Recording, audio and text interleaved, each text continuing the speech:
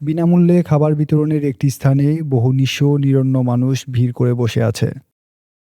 এদের মধ্যে কুঞ্জ এবং রাধিকাও আছে। এসব মানুষদের মধ্যে বেশ কথাবার্তা হচ্ছে।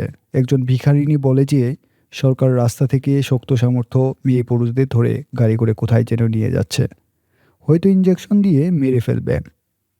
আরেকজন বলে ইঞ্জেকশন দিয়ে মারবে না, কারণ ইঞ্জেকশনের থেকেও তাদের মূল্য কম।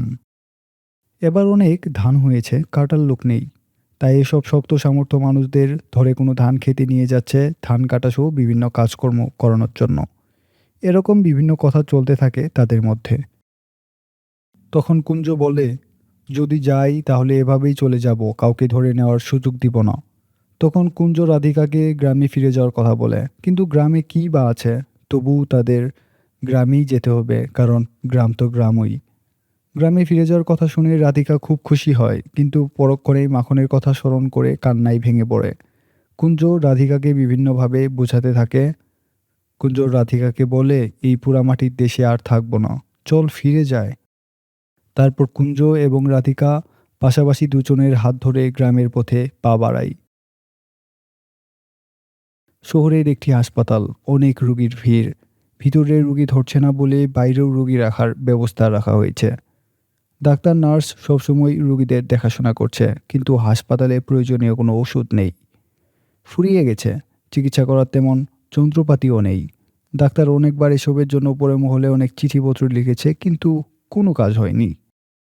এভাবে আর চিকিৎসা করা যাচ্ছে না, রোগীদের তেমন কোনো উন্নতি হচ্ছে না, অনেক রোগী মারা যাচ্ছে কেবলমাত্র ওষুধের অভাবে।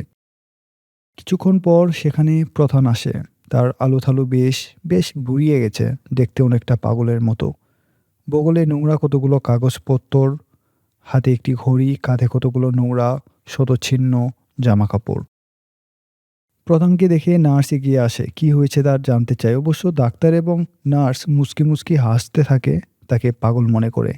প্রধান বলে তার পায়ে খুব ব্যথা, এই আছে এই নেই এমন ব্যথা, তাই সে ওষুধ নিতে এসেছে।